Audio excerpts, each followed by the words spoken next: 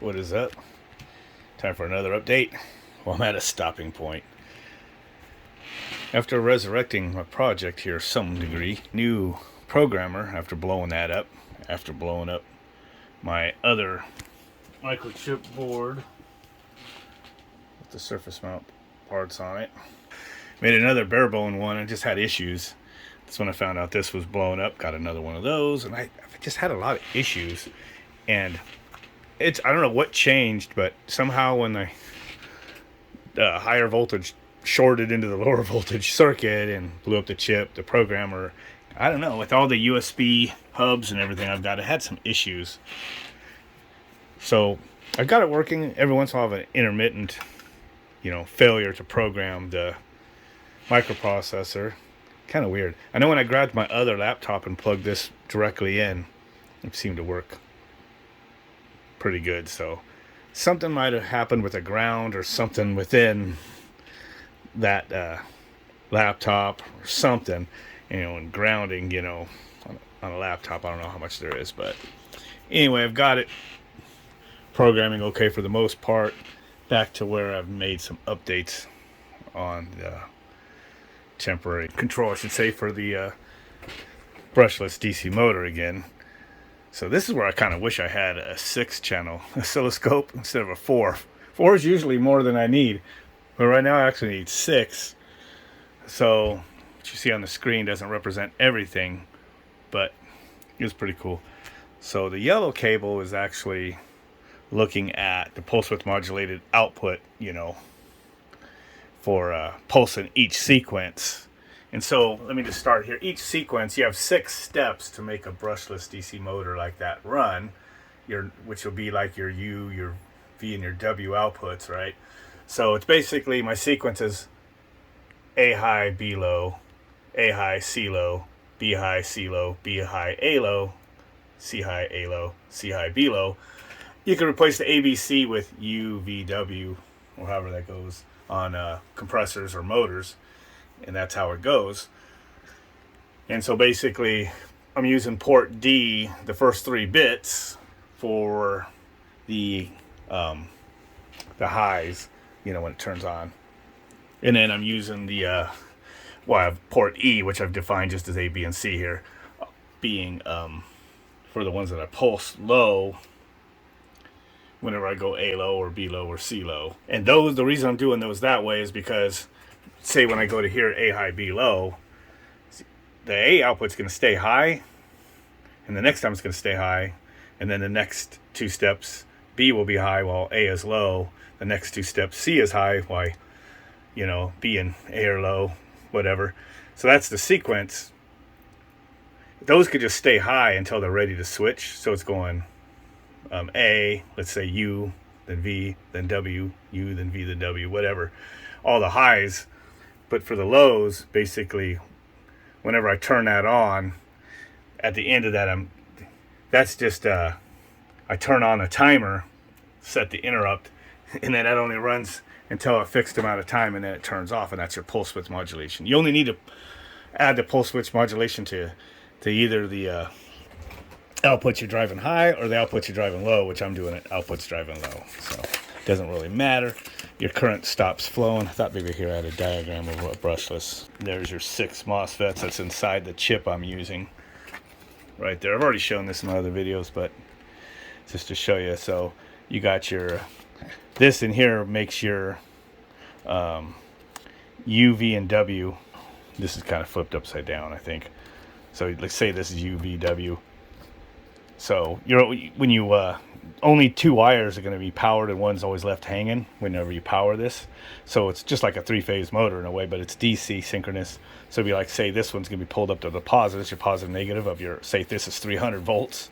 So you're going to pull this wire up to positive and this one down to negative and leave this one floating.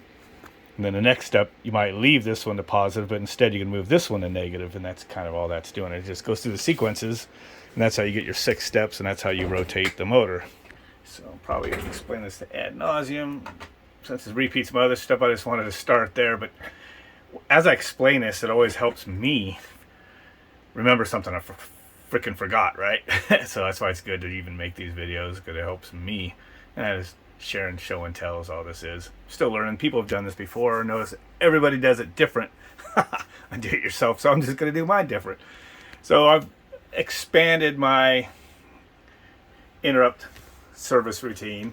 It's actually working pretty cool. I want to get rid of the analog turn knob to set things. I'm just doing it with buttons again.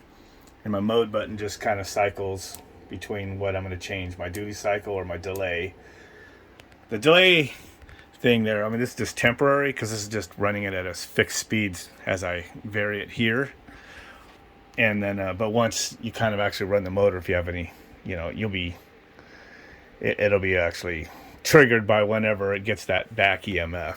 But for running without the back EMF, this is how I have it, just to get back to where I can run a motor again, which I'm going to do in a second, but I wanted to record this part in case it fries again.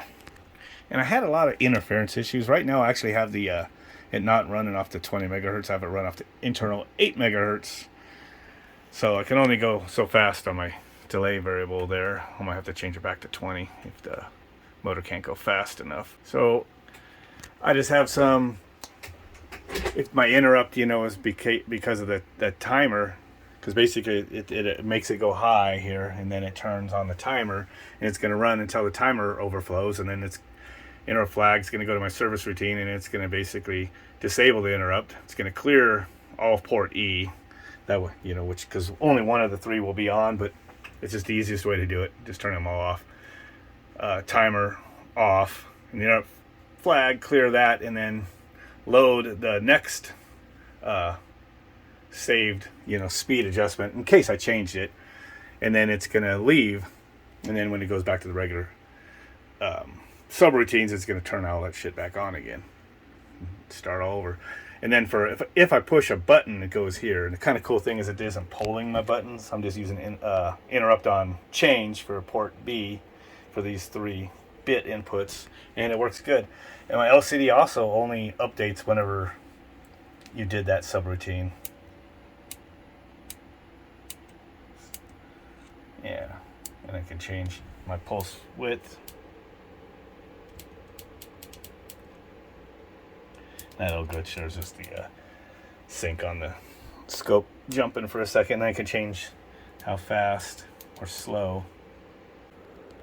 So I have yellow up here, but for the 3 positive ones I have, the violet or the, blue and green.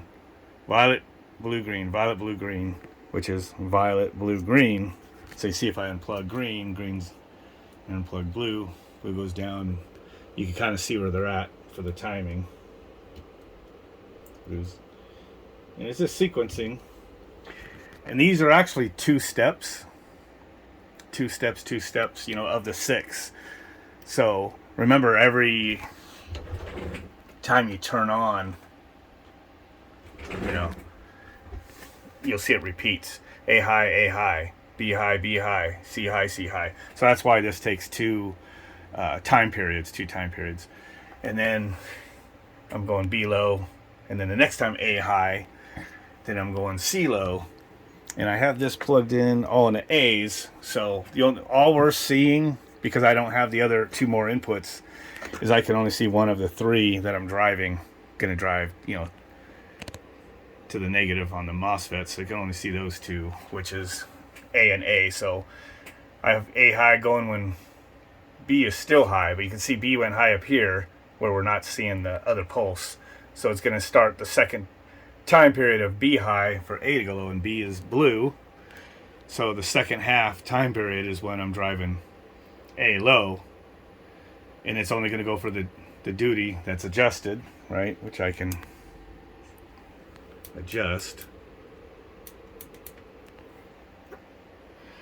And it goes off. And it's so no current's flowing, even though blue is, the second one is B, is staying high. Just no current is flowing because they're in series, until this switches to the C output. It's going to go high, which is right here, and then again it's going to fire off, A to be low until that time, the duty cycle ends again. So if I had 2 more channels, you'd actually see A, B, B.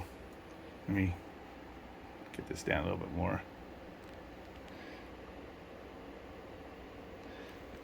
So it'd be A, and then B here, C here, C here. So it'd be posted, you know. So I just don't have enough inputs to see it. I have to move this over.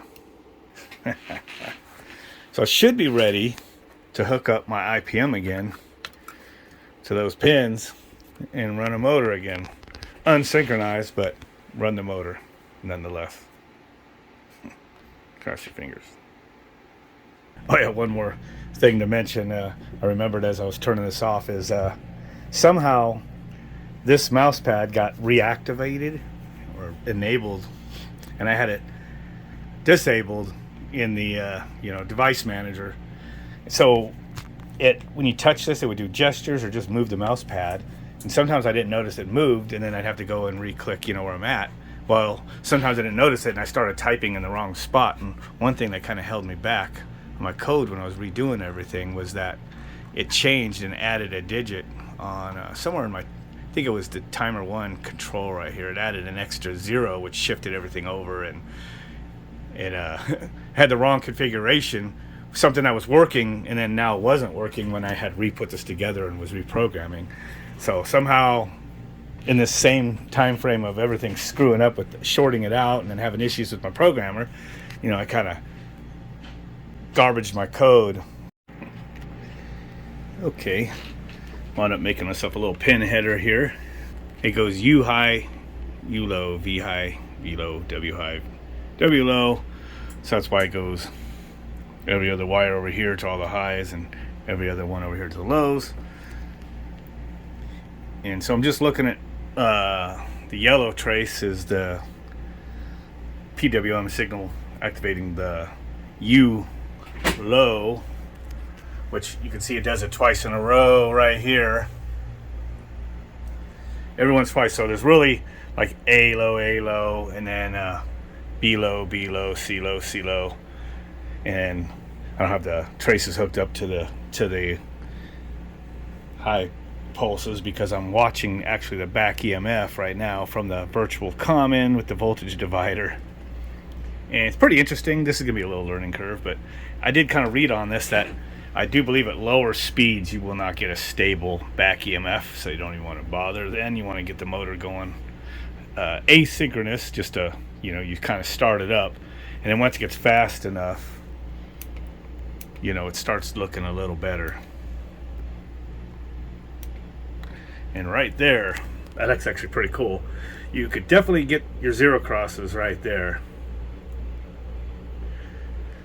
Now, I got some filter capacitors in there because without, like I said, I'm going to take out the one on the A, which is my red trace, take it out, and you can just see it. There's your little trapezoid that they showed me in the books. So if I go slower, see it starts looking like shit. It's unusable. So let's get this back up. Now, one thing here is I want to get this to a stable speed again. That red actually looks not too bad. It's got some noise, so you could probably put a smaller capacitor in there to filter that out. Like that one there. Gets rid of most of those little spikes, but probably need like a little more than that. But these are 1 microfarads. This is just a different style here. My plug, we get those in there. Kind of see it works pretty good.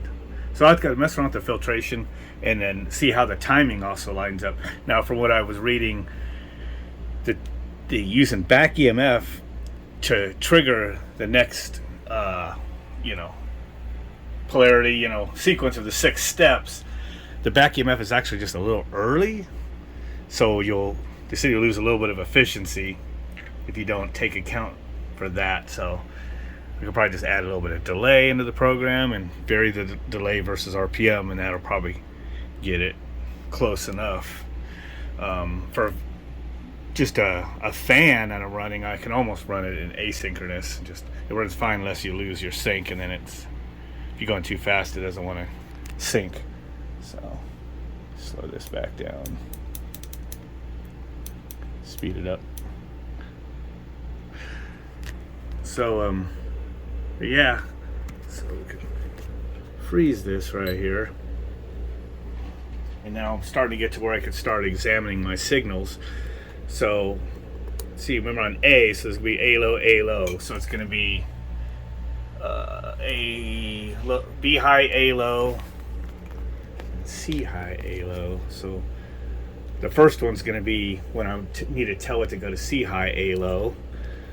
So what was right before that one? If I'm looking at it right, it's probably B high, C low. So that's probably a C. C is green. So right when it's, yeah, right when this is crossing right here, you can see by the time it, depending on where you go, you know, if you filter too much, the timing is going to be off. But you can kind of see grossly that, let me change the speed just a little bit. Oh, I have it on the synced here.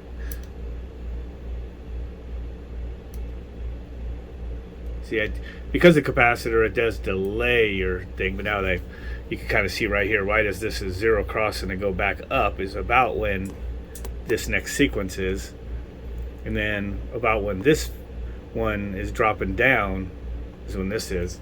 And then to see the next steps, I'd have to actually just move this over here a little bit. Again, I need a 6-channel scope. Now I shifted it over. I'm actually looking at the B low, so this would be C high, B low, and then C high, B low, and then A high, B low. So you could see here when this zero crosses now is when this would be ready to pulse, and then when this one crosses to go down is about when that is. Now when I'm looking on their diagrams, it actually shows the trapezoid unfiltered signal. Yeah, let me speed that up a little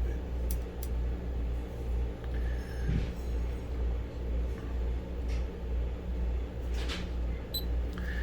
And they're showing like zero cross like right in the middle, but you can see that timing's actually off. Like they said, you need to delay it. If you wait till here, it's too late. Although this looks like okay. Looks like this would be pretty close to here. Hurry up. Dinner, everybody. All right, child. So this next step, I pretty much need to start experimenting with it. Plug this thing capacitor back in. I think it looks pretty cool if it was all in here. But the thing is, I'm only using 50 volts. 50 volts at 0.015 amps is all it's pulling to run this. I do want to put a fan blade for a load on this motor at some point. Okay, dinner's ready. All right. Come inside. Take a food. Okay. No, you can walk crazy. So, child, no. Yeah. Hurry up. Anyway, because all this is going to change. Oh, I'm hitting the wrong buttons. Hitting my menu button instead of my speed button. That's too fast. Now, when I up the voltage, it'll go way faster. So this is 50 volts, and I've taken a couple 12-volt batteries and put them in series. I add one battery, and I could go quite a bit faster. Add a couple more batteries, get it up to like 70 volts, and it goes a lot faster. Has way more torque. The motor is a 300-volt motor, and I'm only running 50 volts to it. 280 volt is what they say the rating is at 20 watts, but my goal is to run some of these just with a 120 volt AC or effectively 170 volt DC, just rectifying the AC 120 volts, because I'm working on running some stuff direct like how I was running that motor, although that one's got its own little ECM in there, module in there. But say I put this one back in there without the module, and then I can make my own little controller. It runs off of the power straight out of the inverter rectified, which would be 170 volts. I'd like to be able to do that with some other stuff. So I don't know, all sorts of different ideas. I also want to build myself a little use one of these IPM boards and just use 4 of the MOSFETs. I think it's 4 MOSFETs. Yeah, 4 MOSFETs, and make a single phase pseudo VFD. And also I want to make like just a single phase voltage doubler out of that, just by setting 170 volts, and then you're basically bridging the output or whatever to make the 340 volts peak to peak, which will be 230, 240 volts AC, pseudo AC, something suitable to plug in some 230 volt devices and let it be happy, just for testing, and not have to use a big freaking transformer, because you know, doing some for testing motors and doing some test stuff would be kind of interesting. So again, I keep working on too many things at the same time instead of following through, but it's pretty cool. I put together another one of these I2C or whatever they call it, you know, serial LCD screens, like the other one I was using. I get a little more. That's a 20 by 20, so that's a 4 by 20, and these real cheap ones are 2 by 16s. So I wrote this code for the 16, so that you added the 4 more blank spots. But I put this little ash drink in there, kind of just my interrupt handler just has it toggle that. It's pretty cool how I'm doing that, and then just changing my pulse time. You can kind of see that doesn't like that. Find the sweet spots.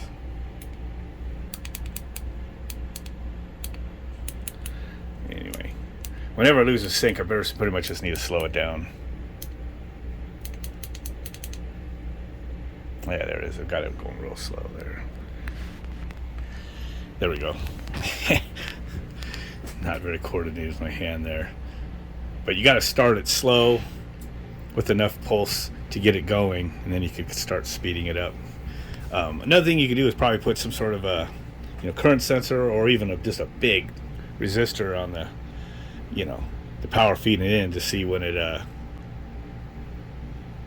kind of got the duty cycle too high or something, you know, so you can have it as kind of like, think of a spark knock for a gasoline engine.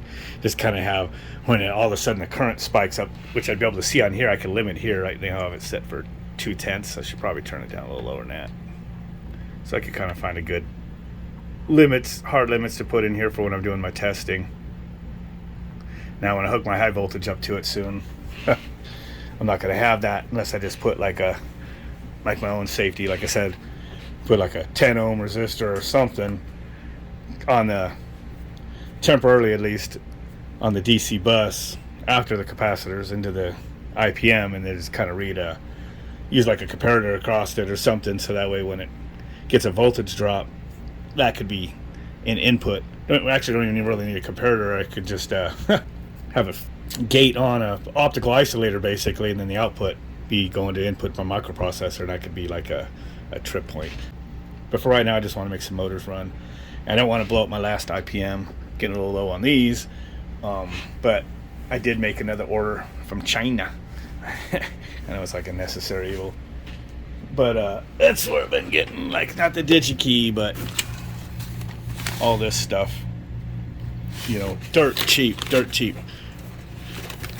and just piles and piles of stuff. I mean, used to not be able to go in a Radio Shack and get potentiometers for 20 cents or 15 cents each, but you can from China. So yeah, speed this up a little bit. You can see that. What was I starting to say? But anyway, I got some more of those IPMs coming.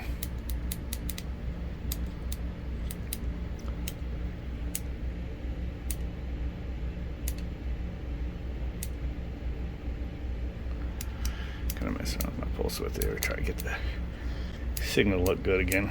Every time I stop, in my code, it's interrupting the pulse chain when I push the button, because the interrupt's taking it to another subroutine. So that stalls the motor if I have it going too fast, and I make adjustments. Okay. Can't remember where the sweet spot was on this earlier. And just knock that off.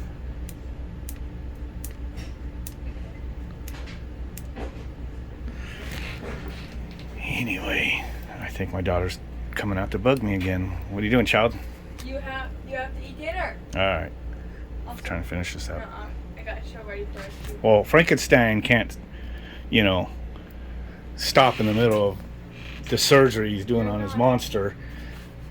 Just, you have to stop. Oh, yeah. So, anyway, that's kind of, thought I'd at least make a video of the resurrection of this monster.